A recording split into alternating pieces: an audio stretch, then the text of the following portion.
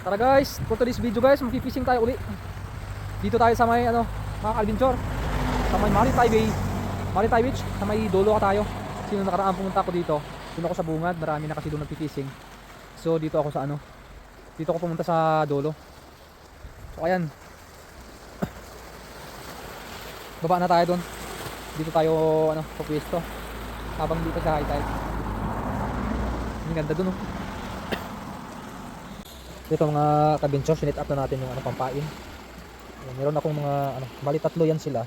Yung isa ayun yung naka doon sa dingwit, pang reserba. Para pagka wala ng pain, kakabit lang natin doon sa naka na siya doon, yung isa. So ayan yung natin. Ito yung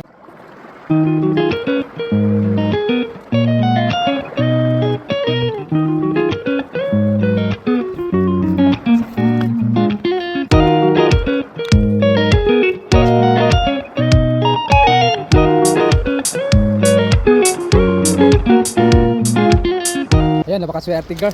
Makaka-adventure, tingnan nyo. Nakakuha ako ng garnard. Ito yung tinatawag na isdang garnard dito. Napakasarap itong isda na to. Ayan malaki. Ito yung garnard. Ayan garnard yan.